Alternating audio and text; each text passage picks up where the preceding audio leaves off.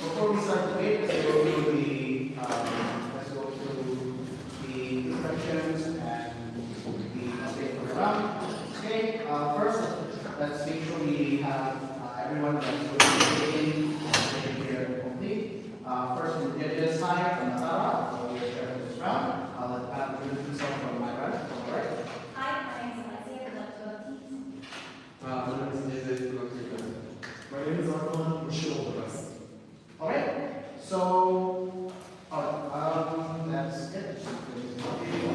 For the teams, let them introduce themselves and their pronouns and anything like that. Starting from conversation.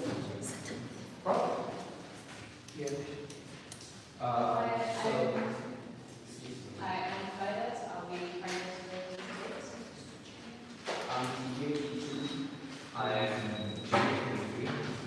Okay. Maybe a pronunciation.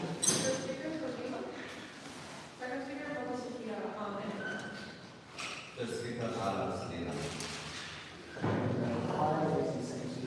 All right. Before we start, just make sure everyone is clear. We have quite a few observers, so please please stay quiet, and if you want to whisper, preferably not do so at all. I will usually be keeper to time to help make sure everyone can hear everything else. So hopefully that's probably enough. If you're going to enter or leave the room at any point, please do so only between speeches and minimize interruptions. Without further ado, to start today's round on motion regarding all fans and legal player personal decisions in sports clubs. I call the first proposition. Go to the debate here.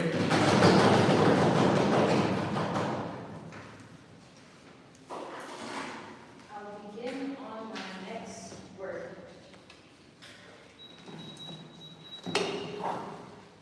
Ladies and gentlemen, we as fans have been screaming at our televisions for far too long. We feel like the fans should have a say in the club personnel decision, never been private to propose. What I'll be doing for you panel today is a couple of things. I'll give you 3 points of setup, explain to you our policy, give the burdens in two, and a substantive on facts are more represented on our side of the case.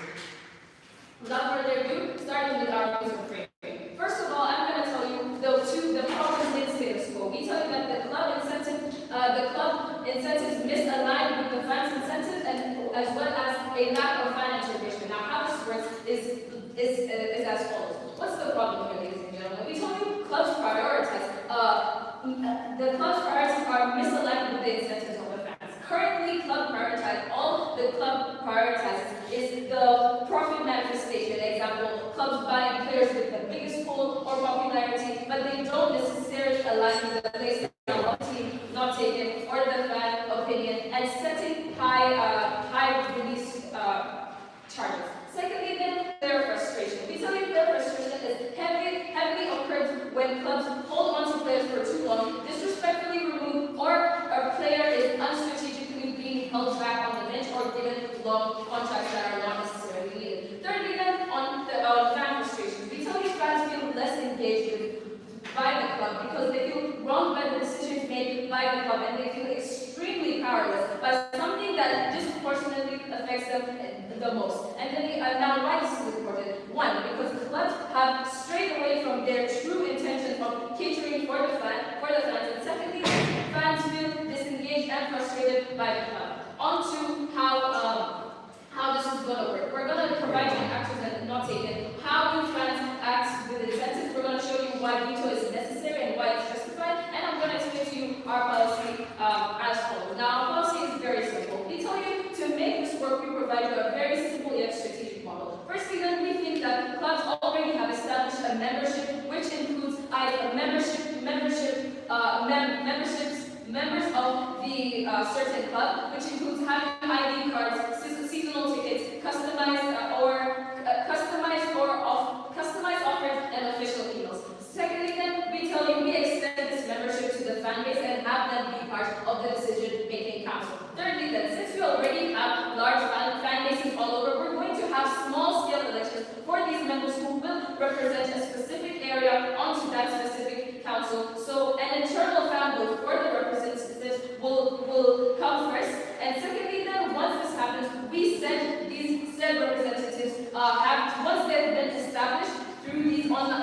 online voting systems assisted by an AI sorter or something like that, we then move on to the actual council meeting once these members have been chosen. Fifthly, then we tell you about the time frame. These meetings will happen during the draft seasons where the windows will be open for exchanging or buying players and so forth. And finally, we tell you that this procedure will be organized and funded by the football club. Then again, now, the veto in our policy looks like this.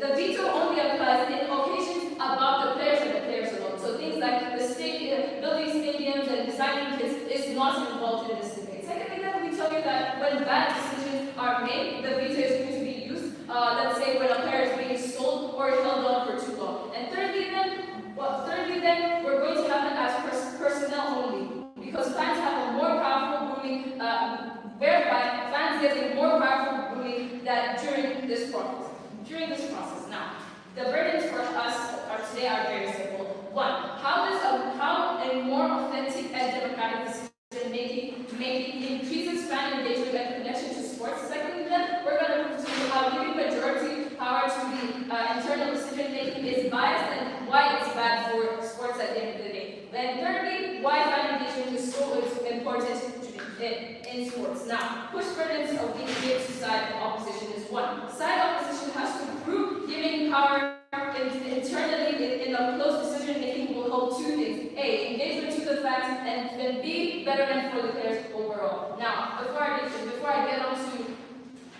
then I'll get into the metrics. Now, panel, please, you should decide this debate upon three metrics today. One, which side creates more fan engagement? Secondly, then, what side aligns with the authentic club incentives? And thirdly, then, what side reduces frustration from the players and frustration from the players and the fans? Before I continue, yes, I'll take you out. What is like the majority of how do these clubs get profit essentially? Pardon? How do clubs get the most profit? The profit still enters because when you have more fan engagement, you have more happy fans who will keep watching these matches because you actually take their decisions into accountability. Now, onto our first substantives, where fans are more represented on our side. The premise is simple. On our side, we are able to keep fans feel more represented and integrated into their club. We think that it is instrumental to how a club functions and play a more active role in the clubs they support. And the reason for this is these people are the ones wearing the jerseys, buying the tickets, sending their children to play in academies. It is an active part of their identity, ladies and gentlemen. Secondly, then we tell you this affects the trajectory of the club. Teams play for the fans and for their people, so it's better off if the people are included in making such decisions. Now, how do we do this? We tell you that this veto allows for us to overrule the decision in the cases it is widely bad and need to be reestablished towards this is that the happiness of the fans increases, and then the profit of the fan club also increases at the end of the year as how it is being addressed. Onto my second layer of this first argument, where we reduce polarization. In states where you have fans that are constantly frustrated because of the calls made by the sporting directive. This causes a lot of discourse between the internal and external environment. But when you have our policy, ladies and gentlemen, stuff like violence or hate pages are actively stopped, right? We tell you because the fans are way more involved, they really can't blame any call after that, or player personnel decisions are in veto, because what happens is this. Now this is what happens. Because fans have active involvement, they are less likely going to be frustrated. Also, there is one main question that the panel must be asking. How do they reach a conclusion? They have representatives that will put out their voices for most of these fans, which will make them come to a conclusion that all the majority of the fans are going to be happy with. Now, why is this important? We tell you this has been important because the sport remains authentic, remains the incentives of the club for things like money and entertainment. This also is important because now the focus becomes on the sport and rather the external disputes. The three impacts to this is: one, the authenticity of the sport remains, reduction of conflicts and discourse, club incentives remain upheld. Now, comparatively on their side, you remain in status quo with the same cycle on a player, fan frustrations, and fans not feeling represented enough. Over a side that caters to all the fans and the players at the end of the day.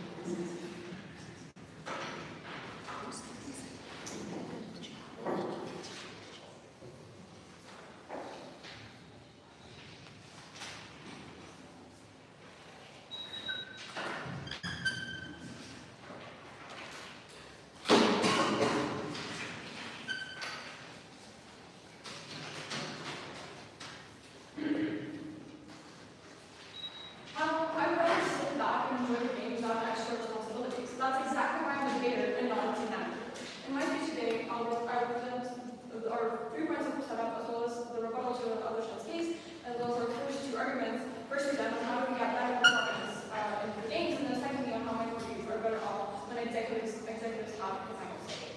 To move on to the setup of our sort of house, how does our setup look like? In other words, what does the status quo mean? Club executives and managers have the final call and say in every decision that is made. They also, secondly then, care about brand image, and they need a good brand and club appearance in order to retain their supporters. And this is precisely why fans already have a huge stake in the decisions made at the lobby, because they are exactly the ones buying the tickets and the merch and giving the clubs profit. This is exactly why their opinion is already taken into consideration to a huge extent. And the third, and notice how this also directly engages with side opposition's framing points on how fan impacts and fan opinions are not taken into account. But then thirdly, what does this influence already look like? They can send petitions, they can publish posts on social media, they can start threads and discussions on Twitter. This is something that is happening to a very huge extent already. Secondly then, what do these fans look like? Firstly, they are highly irrational. 3 reasons why. Firstly, they have developed a parasocial relationship with the team and their members, right? Through they live every win and loss through them. They spend a lot of money on merch and tickets, and they feel as though they have a stake in it.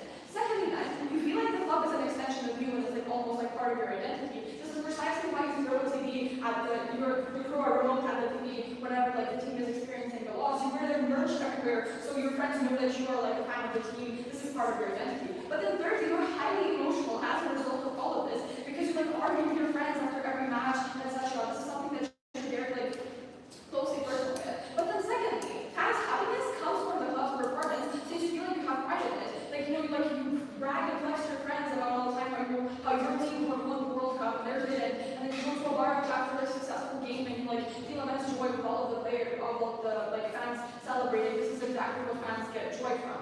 But then, yeah, sure. The problem with brands are disenfranchised. Don't you think that they're likely to have no backlash on your side when they don't have a voice in executive? I'm exactly going to now what I'm putting in my rebuttal explain how long-term and house providers are going to be even larger. So to the rest of the points, firstly, on their bottom, this is something that is completely unfair. They're taking the most unlikely model, because if you're saying that you're taking a small group of fans to be as representatives, you're still not representing all of the fans. This is something that's completely disengaging. This is a model, please engage with the model that is most likely. But then secondly, they talk about the divide in the toxicity and how when there's no deciding power, how the fans are going to be very toxic with each other. Notice how supporting a club is a hobby and it's meant to be an activity where you relax, and what happens when there's a house, it becomes a job for the fans. Notice how for example, it's supposed to take care of other children, but then not your own. But then secondly, fans are still very intense in supporting the club. They're still divided because when you have a higher stake and the deciding power, the environment becomes toxic as fans will start blaming each other instead of the management, right? Instagram comments where fans blame each other for a decision made, etc. Notice how hating on a teacher altogether unites you, but then blaming others actually separates you. Moving on to the first argument, and on how do we get better for performance? 2 mechanisms here. Firstly, team managers have a lot of insider information, otherwise that is inaccessible to fans. 4 points here. Firstly, they go and visit young players' boot camps to see the potential and what's happening on the new generation to get a grasp of it. Secondly, they attend weekly trainings at home and understand who to fire and who to keep. So for example, when Rooney Jr. and Mbappe are fighting around Madrid, the manager then wants to hire Rooney Jr. But then on their side of the house, they get a huge veto against this decision from the fans, and then therefore they're completely not aware of the team's inside morale situation and opposed to the manager. They don't know what's happening, the insider team relationships. Thirdly, then, team managers, exactly like those in WSDC, go to executive meetings with each other and really gossip about their team players and know what's going on the inside. This is something that the fans exclusively do not have. But then fourthly and lastly, team managers and executives are incentivized by a huge wage or a pay rise or to make good actual responsible decisions for the team's benefit, because their incentive does not fluctuate and is stable and external and does not come from emotions or a parasocial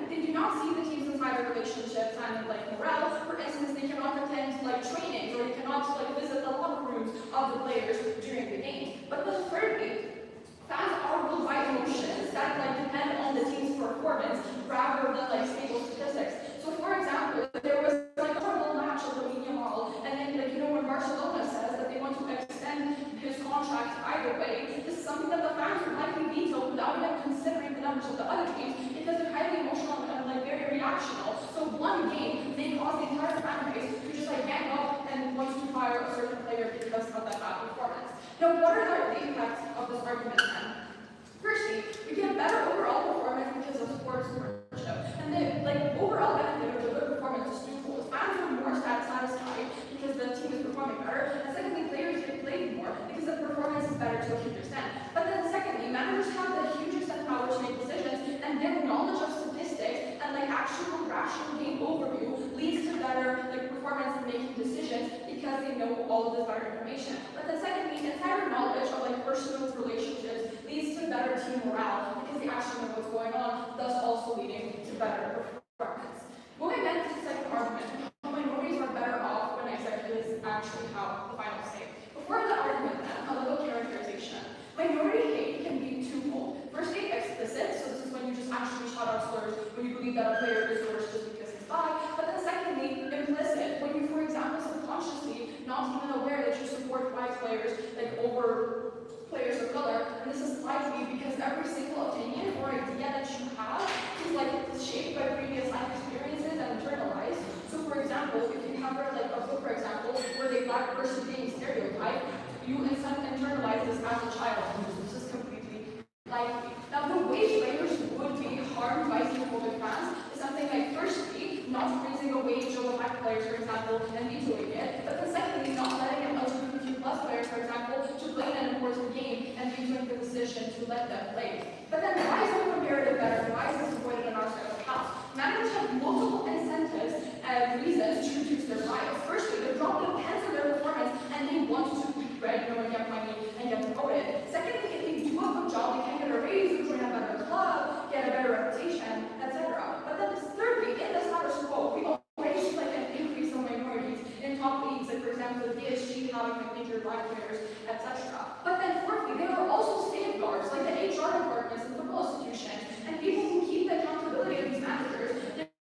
They work, for example, like the equity, the WSDC that keep accountability of the managers. The impacts are that players are discriminated less, but then secondly, there's a more inclusive environment in sportsmanship overall. Because when you see a black player play in your club, you are like happy as a kid that this dream of yours was has come true. Thank you. I've never been more proud to stand on the side. Thank you for that speech. To the debate. Now I call the second speaker.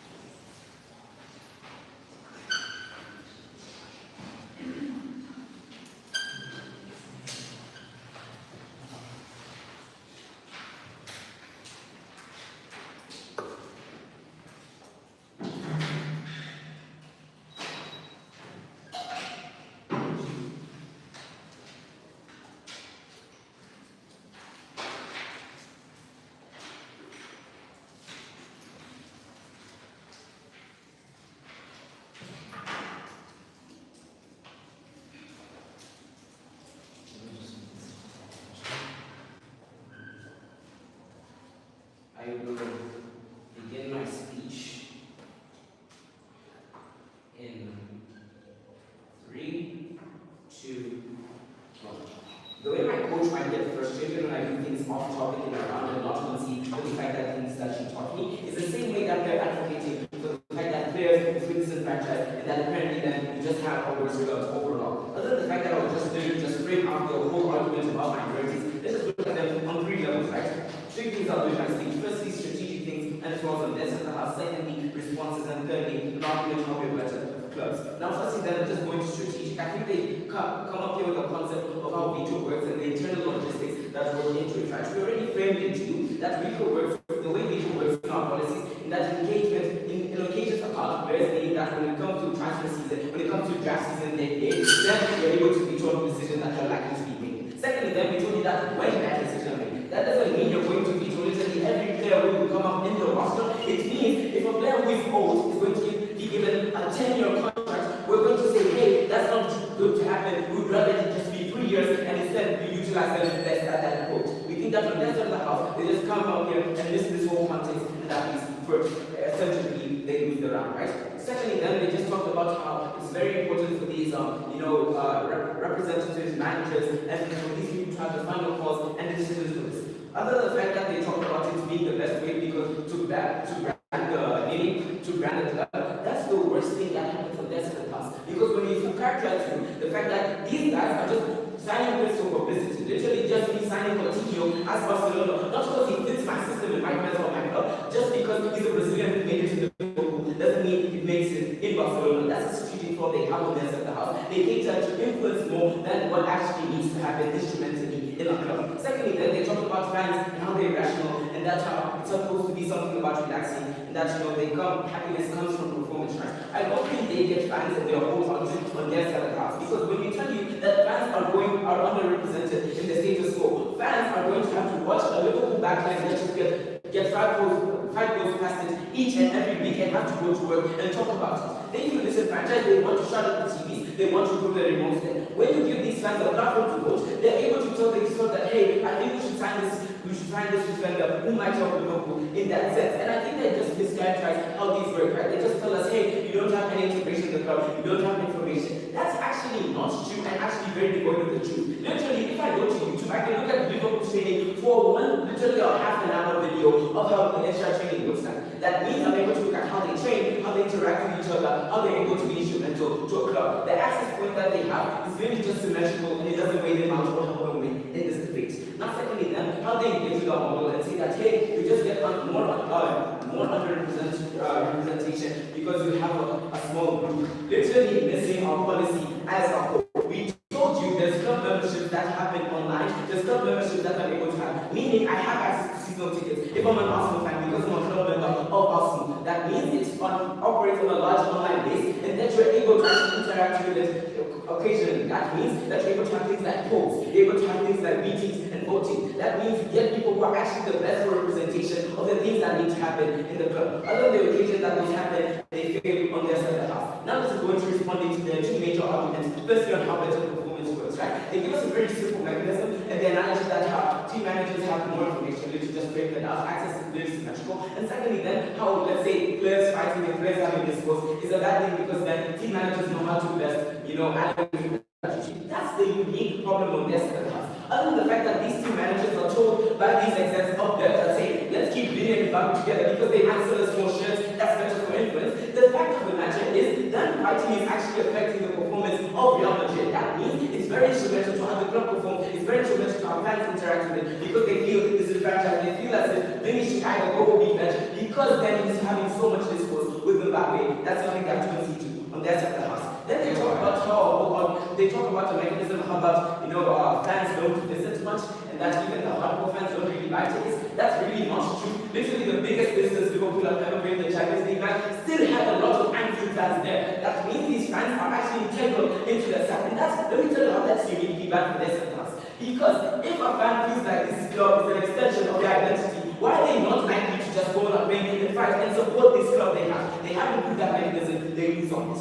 Secondly, then, the whole argument about minorities, let me give it responses, and then let me just frame it out on their part. They're simply talking about how players are, how players are playing. Literally, how I'm going to start this player on the bench, how I'm going to use this player, and what role he's going to be in. Panel, we told you that's the job of the manager, we won't impede on that. We told you when it comes to who's going to get signed for my midfield, when it comes to who's going to get signed for my forwards, that's when fans are actually integral, and that's where fans are actually going to have something happen. So the whole argument about how minorities are affected, frame it out of the debate. And secondly, then, even if you want to consider it even to a minimal extent, let's just look at the things that it brings to. Minorities feel less disenfranchised because instead of thinking of a player who actually might benefit the club, this person is thinking of how I saw Ronaldo so that I can get the most share in a column. That's something they have to concede to. That's an inherent wrong. That's a loss. Before I get to my argument, I'll take the point.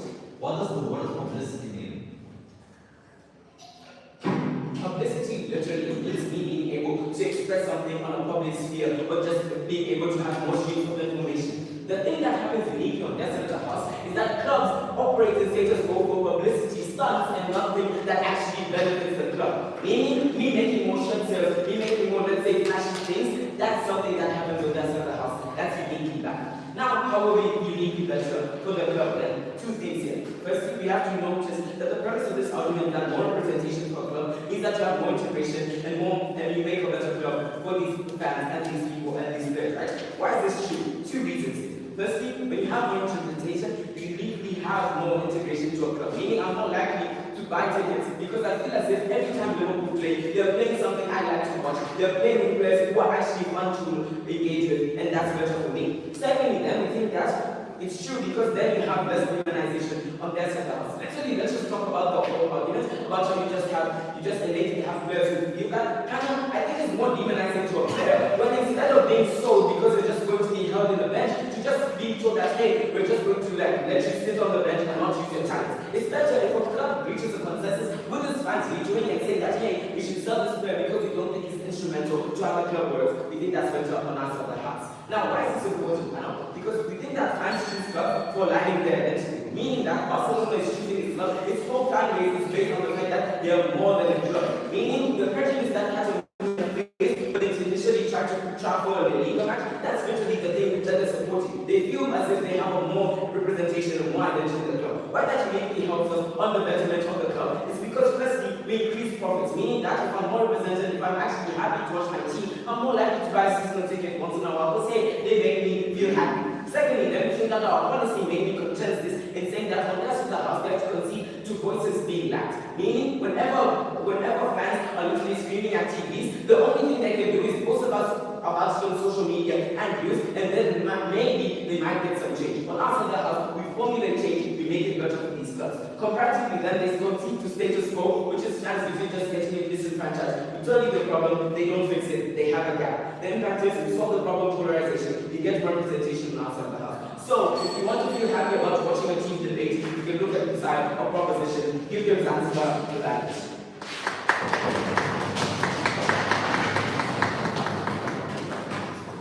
Thank you for that speech. We're beginning of the debate. I call the second session.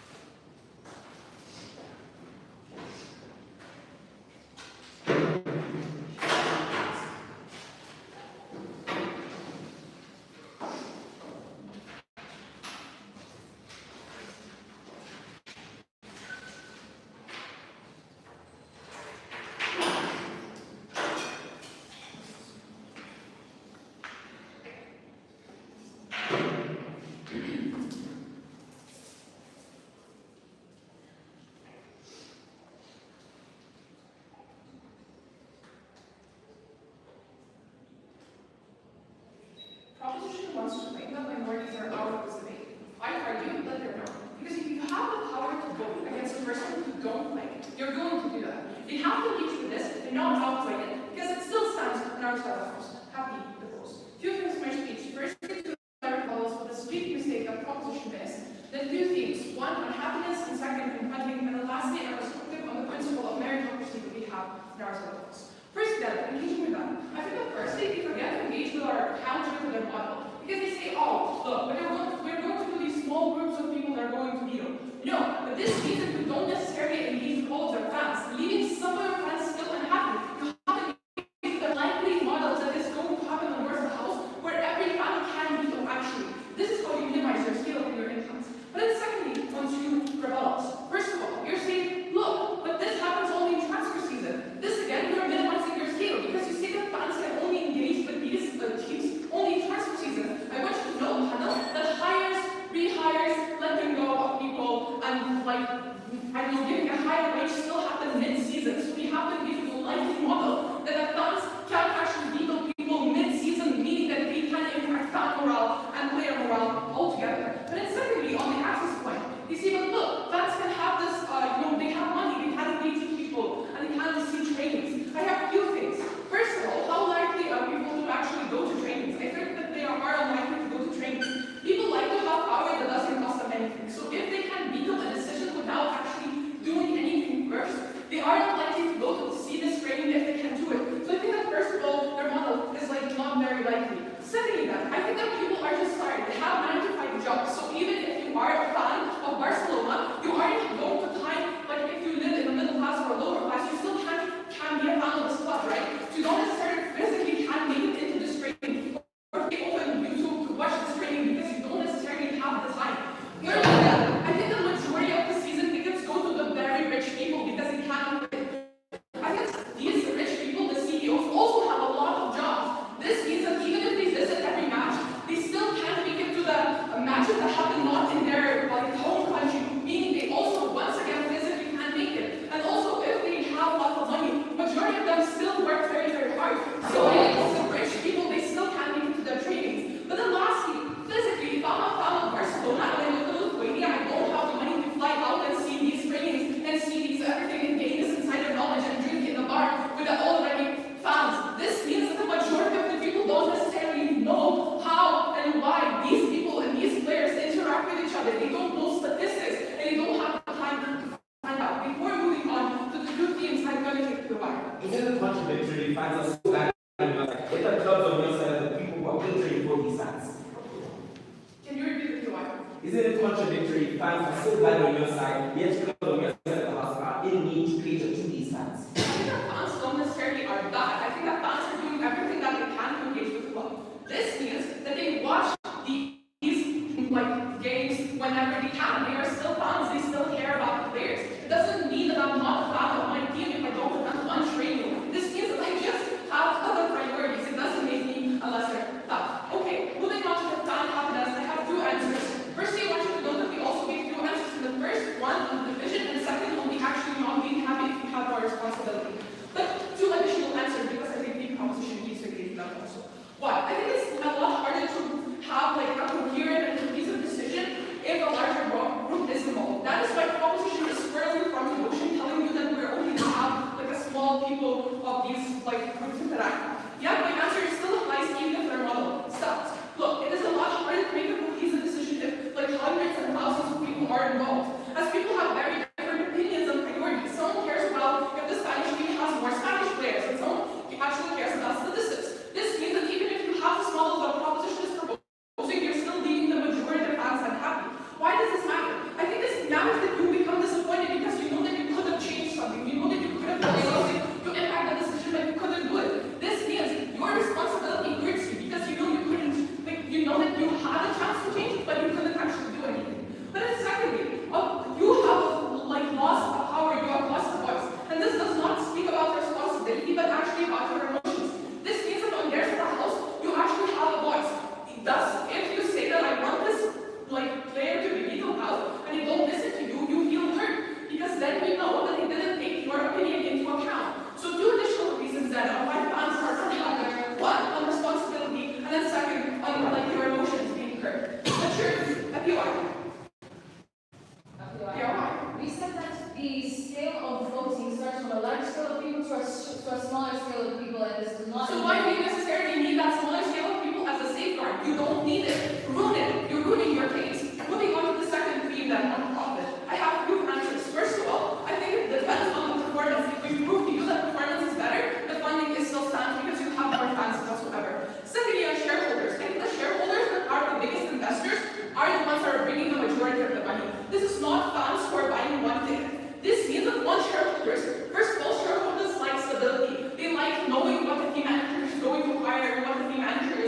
let go. This means the majority of shareholders on your side of the house are going to let these teams go because they don't necessarily know what you're going to do with them. Then secondly, I think the majority of shareholders are the ones that like to have influence over these decisions. This means that Saudi Arabia only buys the team for $1 million if people that they can actually influence the decisions. The decision influencing doesn't happen as much like proposition simply. Therefore, they lose the biggest investors, they lose the countries, they lose the billionaires. On their side of the house, you only have on scale 1 or 2 people buying the tickets. On our side of the house, you have billion-dollar investors actually going into this game because of stability, and then secondly, because they trust the club and they get influence. Lastly, then, on the constructive of the principle of meritocracy, I think this is very, very important, and the composition has to engage. We also gave them a chance to engage by telling them this is going to come later in our speeches. Firstly, then, why was justified to allow executives to hold the final say? 2 points. One, you spend a lot of time doing the thing that you actually like. You research with the intention of climbing the ranks, meaning that you go to trainings, you're scouting, you're networking. This means that one, you spend your time actually doing the research. This means that you justifiably need to be the decision maker. The second, you sacrifice the time and money necessarily to go to a sports university to understand how team managing actually works. None of the funds are actually doing this. Thus, you must be the one in power. Thus, the team manager actually needs to be the decision maker, the unbold decision maker. What's the comparative on proposition then? We think the fans don't even attend all the games as we have seen it before. They just watch the league on Sunday. This doesn't make them a lesser fan, but this does make them statistically less actually fully understood and fully well not knowing what they're actually going to say. Why shouldn't they get the final say? I think one, they spend much less resources than the team manager actually understanding how the team works. So principally, it isn't just to give these people the final decision. But then secondly, they don't necessarily understand anything, and they didn't spend this just much more time on actually understanding how the team works. So these two reasons, you should have a final say in the hands of the team manager who actually understands how the team works, and not the people who are influenced, fluctuating emotions. And for these reasons alone, and for the minorities, the proposition failed to engage. I'm so proud to stand in opposition.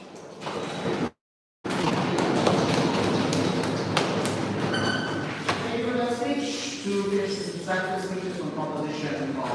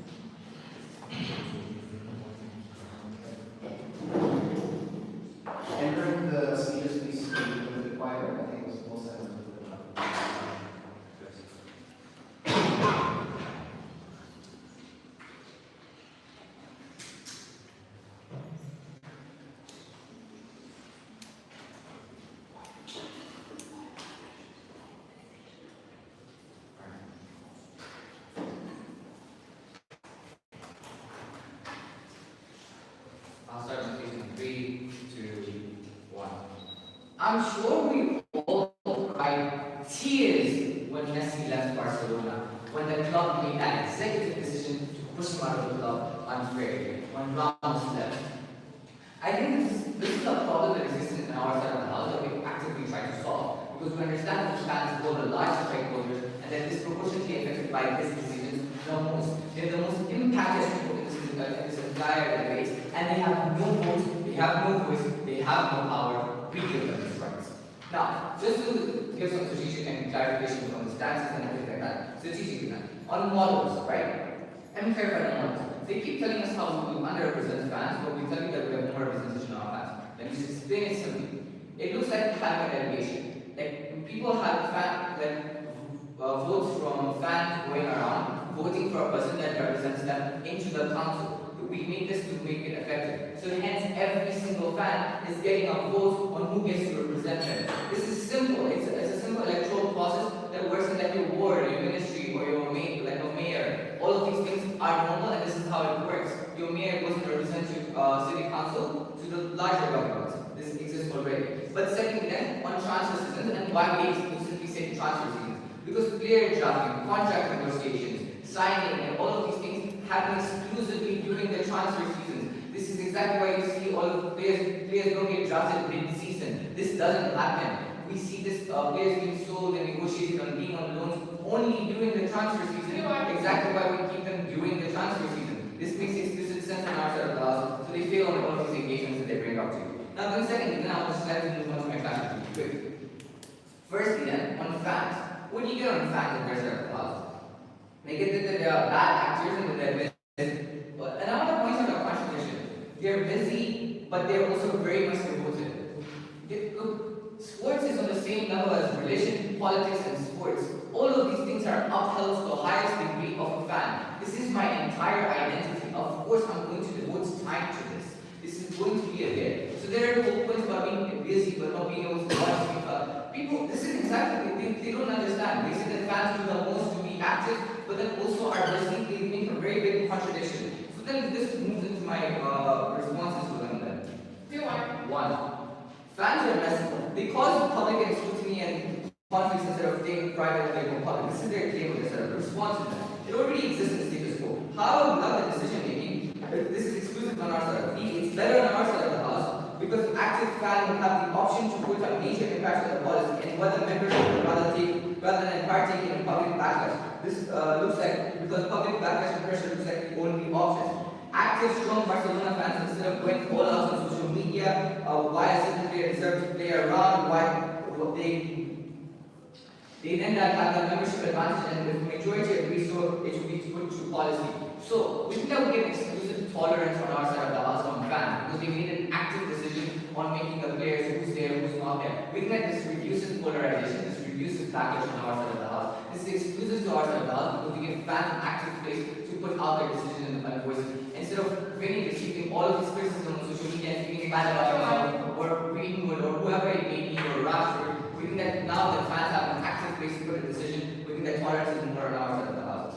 But then on the other points then, the internet clubs know more and all of that, and they're more trained, and they're better to recruit and better to draft, so much more than the fans. Responses to them. Active fans who we are advocating for are inherently know a good amount of information about their club. Who they make the decision to support, and the player's strength and the weaknesses because they've been watching their performances. You as a fan, you are going to tell me you haven't watched a Cristiano Ronaldo highlights 20 times over, the same thing over and over again. You are a fan, you're devoted to this. Of course you're going to be watching. But even if they know objectively less than the managers, they know, then it's not usually technical. It could just be believing an active fan should be believing a certain player should be streamed at a specific game because they want to watch that player more. I would want to watch Lamine Yamal play more, or I want to watch Musa Dembele play more. This makes sense for the fans. Fans are the highest priority here because this is who clubs cater for. This is where your profits come from. These are people who are most disproportionately affected by this. But secondly, then refer to voting. When majority of people vote for a player, there has to be a reason behind it. Fans are really dedicated, they're devoted to this. So there's a reason behind this why they vote for certain players to be there, why they vote for certain players to not be there, and etc. etc. We think that this is really important because these people put a lot of time into this. They're pretty much people who are just up on Red Bull and have been analyzing these things. They're fans, they actively look at this stuff all the time. Then second class then, on a bigger class, players. Their whole point on players is about minorities. So, firstly, we think that there's already things that happen in status quo that they don't engage with. One, players calling out. We see Vinny out actively telling you about the racism that occurs within fans, or this active regulation that people they call out. But secondly, then there's FIFA regulations. These regulations already to protect all these minorities that exist on these clubs that they don't engage with. Then they don't prove likelihood of this happening. We think that on our side of the house, it's more likely that these minorities get an actual voice. We think that this actually happens, they get an active voice, because now they have players supposed behind them, fans supposed behind them. On our side of the house, the players that they don't cater for are people who are like stuck on the transfer fees because the club put a really high transfer negotiation price for them, or things like that. They're stuck to the club. We think that fans give these people a way out and actually support these players. We think that fans have an incentive to do this because they like these players, they like the club, and they see what's good for the club. We think that this actually happens on our side of the house. We give an active voice to these people, they don't speak on their side of the house. So we think that whole point of minorities just falls flat. Thirdly, then on clubs, we think that we talk about how majority shareholders would likely not opt out of buying players and things like those. We think that this doesn't happen. Shareholders get profit when fans engage more. We think that when true fan engagement increases on our side of the house because of the active decisions that they take, we think that now they feel more attuned to the club. They feel that they can actually do something about it. They can actually do something more about how the club operates and how the club functions. We think that once you get more fan engagement, you increase profits and hence you upkeep the shareholders. But secondly, then also you keep the shareholders in check. Like you're not just buying players randomly for a brand deal. Think about it. Real Madrid won trophyless for 2 entire seasons. That has not happened in their history for a really, really long time. Why? Because they wanted to sign the largest names. And then you see players like Rodrigo being benched, who's a really, really good player, but doesn't have an active voice to do anything about it. We think that we get this on our side of the house. You're inherently damaging the club's reputation and legacy if you don't follow the fans. If you don't want what the fans want, if you don't keep the players that are inherently wrong for the club, you're damaging the club in itself. So we think that their whole point about shareholders being disincentivized to buy players, we think this is actually opted out better on our side of the house. Panel, I want you to remember, the largest people that we're affecting here are the fans. We actually give them a decision voice. Imagine something that runs your entire day, your entire week, because I know that every single time I walk into that school and Liverpool has lost the game, I have to put my head down and be like, take it all in.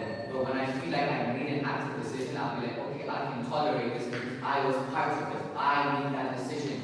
Okay, I will defend my club to the end of it because I said, I made that decision. I was part of it. You incentivize more people to come into your club because you feel like you are going to be part of it. You never walk alone with Liverpool. Please vote side by side.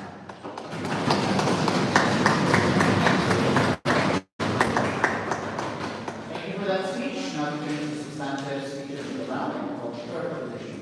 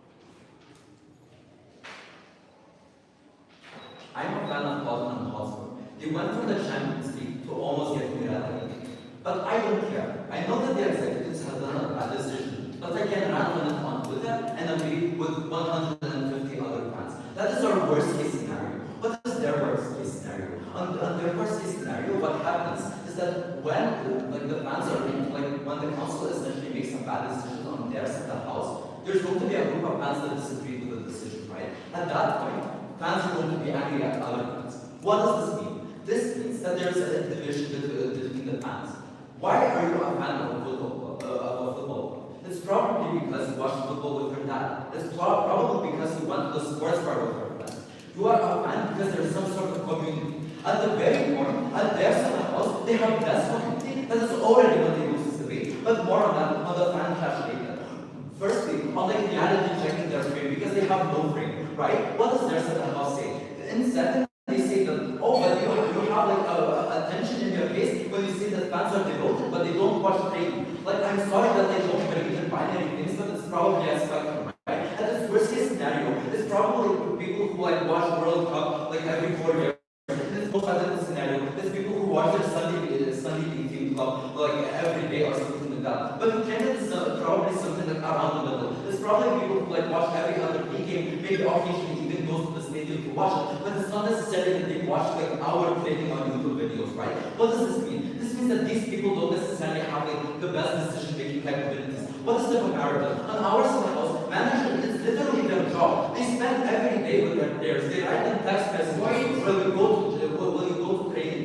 They do all of these contract stuff. They literally study, right? This is what happens at our house. What does their house say to this? Their house says, oh, but it doesn't matter because the bank owners are going to like elect like a council membership, and this is going to be fine because competent people are going to do this. But this is still unclear, right? Because now they have like a burden to prove that you are going to actually vote for the competent people, right? Because it's still unclear who you're actually going to vote for to like make all of these decisions. But even if you're going to vote for the people who are going to make competent decisions, it's probably still not going to be as competent as like managers, right? Because there's a house that claims that the manager does like that there's only the manager doing all of this. But this is not true. Like this is football clubs in general have like very big institutions. Like team managers usually have like a billion advisors, right? These people are like literally studying and it's like they have a whole incentive to like make the club better, to get more money and to get promoted and whatnot. But it's on their house. Their only incentive is that you're doing this for fun, maybe you're doing it for the love of the game, right? That's to say that these council members have jobs, they have children, they have to pay, they have to like buy food for their children. I can 100% buy that they have the incentive to do as the best thing they want for their club, but they don't prove capacity. Insofar they don't prove any capacity, their incentives don't matter. But okay. Then on like another reality check, they say that these fans are going to be like so disadvantaged at the point at which they're not going to buy any tickets, they're not going to like go to games and whatnot. But like I remind you of the characterization at the beginning of my speech. Why are you a fan? It's probably much more larger than the fact that you're a glory hunter than wanting reality to like win all of these things. You're probably still not to leave. You may be sad, you may be happy, but this is probably like some emotions that are going to exist on both sides of the house regardless. Because like results are going to like vary in general, but it's still probably going to be better on our side of the house. Before moving on to the club clash, I can interview one. Our model specifically says all this happens online, so money is not required from the fans. Please engage. Can you repeat that again? Why? I said our model specifically says every decision making is made online through websites and platforms. Please engage. Sure, but like even if you do it online, it's like you still are not going to be able to like, make very competent decisions. It's still going to take time.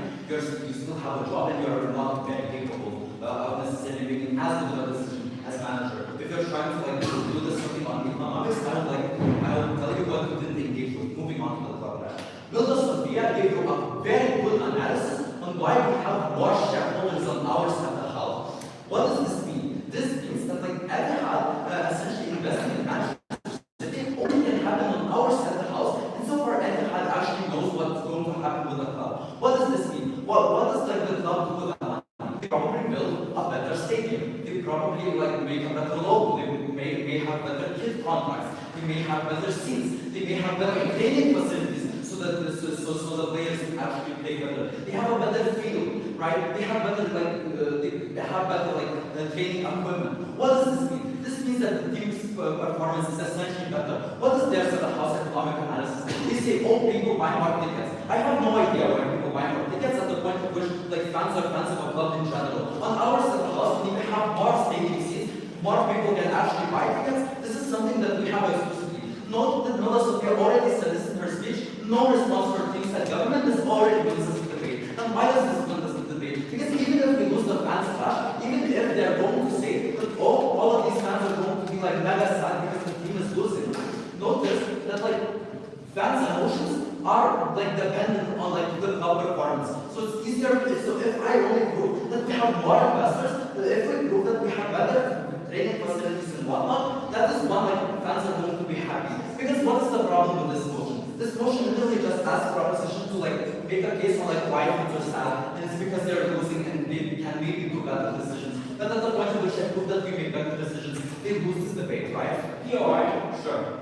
What's the causal link between fans having a seat to say something and investors pulling out? That doesn't make sense. This was very well said in Milda's speech in PM. Shareholders want stability. If shareholders know that they are not going to have full control over what players you sign, over what kind of staking you want to have, over like what players you're going to sell, which is billions of dollars, that is the point where shareholders are at least less likely to like invest, right? Even if you have like one shareholder, we tell you that we have 5 shareholders, and like 5 shareholders is far better than 1, right? Because we have still far better facilities, right? But then moving on to the fans. What is their second policy? At first they want to like wash out the minority principle by saying that this is not a debate, but then they say that like actually we have like a good minority space because Vinicius Jr. is actually telling something about racism. But notice this already happens on their side of the house, right? That's to say that these are already the fans who are saying slurs to Vinicius Jr. These are already the fans who are doing all of this. That's to say that if the fans have more power on their side of the house, that is the point at which they're going to do more like harm, right?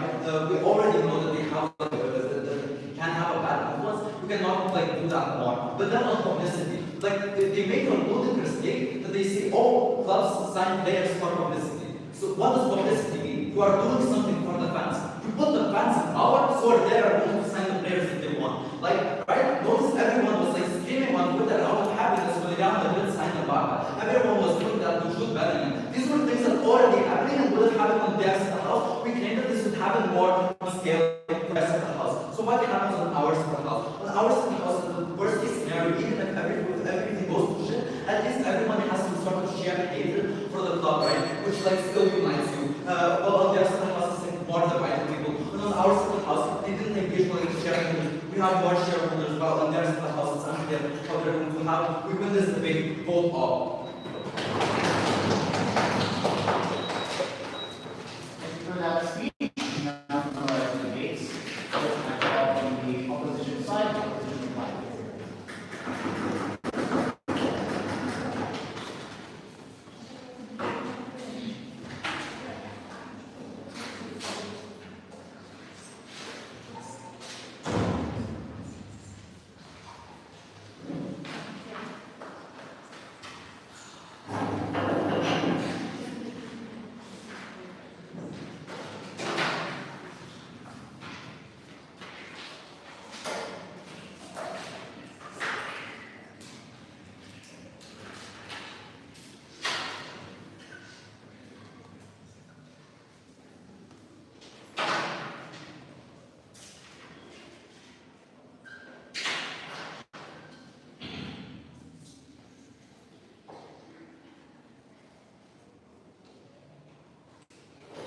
Three views in my mind.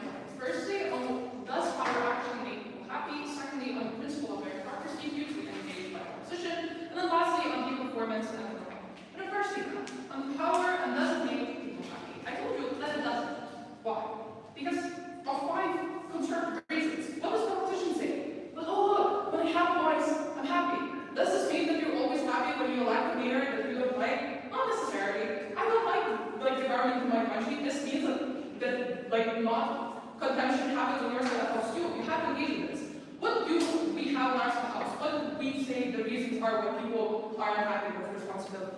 Firstly, we told you that people don't like responsibility inherently. That's why it's funny to like look after your friends' kids, but not necessarily have your own kids until you're ready. Secondly, then, we say that you do the sports fun, like the sports thing for fun. This means that you want to spend a night in the bar and then gossip with your friends or drinking a beer and then looking how Barcelona plays against another pro team. Right? This means you don't want necessarily to be angry, but you know that you could have influenced the decision. You don't don't want responsibility. You don't want to get angry when you know that your decision made your team lose because you didn't veto a specific player. You do this for fun, not for actually having responsibility. This is why you are a fan of some like team or country. Lastly, now we see the fans become divided because on yours at the house, a lot of fans are like, let's veto this, and other fans are like, let's not veto this. This means that one specific team class, and we said this in our first, has two groups of fans. This directly impacts the team performance, the team morale, and everything because your fans became divided. We said this in first, completely irrelevant of proposition, still stands until my reply. I think the scale of harm done by this division is very, very big because on the other side of the house, you can still blame the manager. You blame one person, and even if you blame the manager still gets paid. On yours at the house, the harm on the scale is horrific because you blame every person on Twitter that did the wrong decision, that didn't veto or veto the player. This means that on yours at the house, people not only are unhappy with the responsibility, but also are unhappy because they're being bullied for the things that they did. We told you this in first. Secondly, then, on principle of meritocracy, as I said, completely engaged my problem. We told you that because you sacrifice the resources and you sacrifice your time to actually gain understanding about how a team works, or why you should hire one resident player, or how to actually look into statistics. You should be the one that is having the final say, not the fan that attended 2 games in the whole year. We told you this in our second, completely engaged. But lastly, then, on team morale and on performance, we have a few mechanisms of this. First, then, on publicity. We told you publicity works not for statistics, but for like memes and stuff, right? And then third, this means that publicity on your house is huge, but you are publicizing not like the wrong player, because reading all statistics is very, very boring. You're publicizing like Mbappe means. This means that people on your house are focused on players who aren't necessarily good for team performance, who aren't necessarily good for like the fun of it, right? This means that you don't necessarily have good team performance. This, as an extension, falls away your funding. And secondly, on the funding among the shareholders, I think that we proved throughout the bench how we have better shareholders. And even if we don't have better shareholders, we have more of them because we like know how the shareholders will react to a manager firing or not firing another player. When you're in the house, one, shareholders don't like instability, and secondly, shareholders know that if they can't influence their decisions to the full extent, therefore they aren't likely to actually buy the shares. This means that you can't build a stadium that's impacting team performance, and you can't sell more tickets on proposition. This is how we win on the funding. Lastly, that on minorities. I think that minorities have been like the biggest point in this debate and completely engaged in my problem. I think that even if minorities are already part of proposition, this just means that on their side also we give more power to these hate crime people. Minorities are still going to be hard, and on the intensity of the scale, so much more. Because now you give them the power to actually make a big life-changing decision. You actually give them power to hate crimes to actually hire or not. When I was in the house, the impact that is not on minorities is just a comment on Twitter. That's how we went so proud to.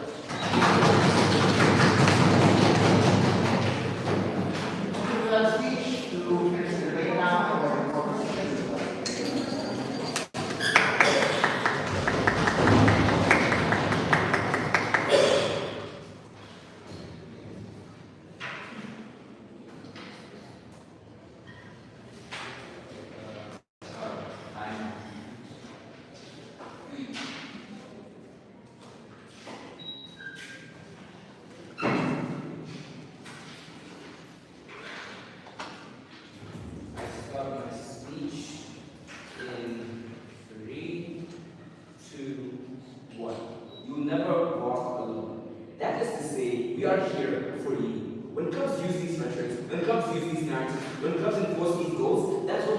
fail to engage. They fail to engage the fact that the main actor of this debate is the fans who are not being voiced. They don't have a solution to the problem we present. They have a mismatch. They lose this debate. I think that opposition failed at a fundamental level due to having no change, no engagement with our model, and not considering the actual things that we said. And secondly, then just losing out on the clashes. Now, 3 things here. Firstly, on Shaq. Secondly, on a clash. About 2 affects fans more than better. And thirdly, then on clubs. Firstly, then let's go into a strategy. What's the policy and the things that we implemented on clubs? We told you that on our pass, there's a scale to representation. This literally means it exists on a spectrum. If a club has the ability to send me a newsletter detailed about a player every week for all 22 of their players, since we told you they have the ability to have an online poll and online meetings to say, hey, we want this representation to happen. Let's just vote for like 1,000 people who might be able to represent you at our council in London. We think that on their side of the house, they just think that, hey, when you just have more small representation, we We told you then that doesn't work because you cater to other people who want this club mainly works online. We told you then secondly that the voting process isn't skewed. We told you it works on a spectrum, but that means is on their side of the house, they try to frame it as the same that you just veto out these minorities and make them look bad without actual factual change. Panel, I think that's very contradictory and very bad because they not the fact that they don't give us any mechanism and the fact that they don't give us the likelihood that literally 10,000 people just be able to all say that, hey, we don't want Vinny up here because he's black. They really don't have a name to that. They lose out on that clash. What was then their counter policy? Literally status quo. We told you the problem with status quo was no representation. Fans are not happy. They're not the people who are actually happy. We told you that these fans are the most influential because they're the ones who turn on the TVs to watch every weekend. They're the ones who buy the jerseys. They're the ones who give their kids some bags to play with and the ball and the representation of a club. We think that they lose on that fundamental level. Secondly, then we told you that on their side of the house, they use this debate on an actor Mr. Lemon they have. Literally first said that the fans are irrational and bad. Secondly, then came up and said, hey, they don't have the time to reach it because hey, they have 95 goals, but they also have the principle meritocracy, which falls under their point contradictory, because then you have people who are more integrated into the club. That doesn't make sense. We give you clarity, we give you a goal, we give you a problem and a solution. We lay out a strategy. On the way of the two things, firstly, we have more impact because fans are more engaging, and secondly, then we have justification and necessity, because fans need to be voicing status quo, and this is justified because they're the main actor. Thirdly, then this is going to be clash about the fans, right? We told you that in the best case scenario, let's just wait this out, right? The best case scenario for our fans is that they have goals which are better for the club, and fans are more engaging because they're happy. On the best case of their side of the house, instead of actually reasoning with who has to go and who has to leave, you group up with your friends on Twitter and start saying that this person doesn't deserve to play here because he's black. There's literally no systematic way to say, hey, how does he affect our team? How does he actually play instrumental to our roles? How does he then affect our team and make us feel more represented? On our worst case then, we can concede that say some bad decisions are made, but at least these fans feel voice. They can say, hey, next time we make a good decision, at least the club will listen to us, at least we have a club which is coherent with us. We think that unless in the house, they lack that because there's no systematic way to address these things. And what ends up happening is that you have more demonization of these people they call minorities. Other than framing it out, we win on those clashes as well. Now, finally, for the club, right? They talk about how the main stakeholder they have, the main stakeholders is like investors, which isn't true. Secondly, then they have no profit incentive. And we told you that's uniquely the problem. The fact of the matter is, clubs are willing to sign players with big names who don't actually align with their things. This looks like Coutinho being signed by Barcelona. Although he was a very good signing, let's say so many months, but he wasn't aligned to the system that Barcelona played. And even if they claim investors are likely to step out, when the fans, the main actors of these clubs, are not happy with the club, what will the investor think of? They'll say, hey, if this is what they're treating their fans, how are they going to treat me, a person who's pulling in money to this club? We think that they get more publicity, they can pay back. That doesn't win the debate because inevitably you just end up having a club which is not engaging. Please vote for a club which will never walk alone with 5 problems.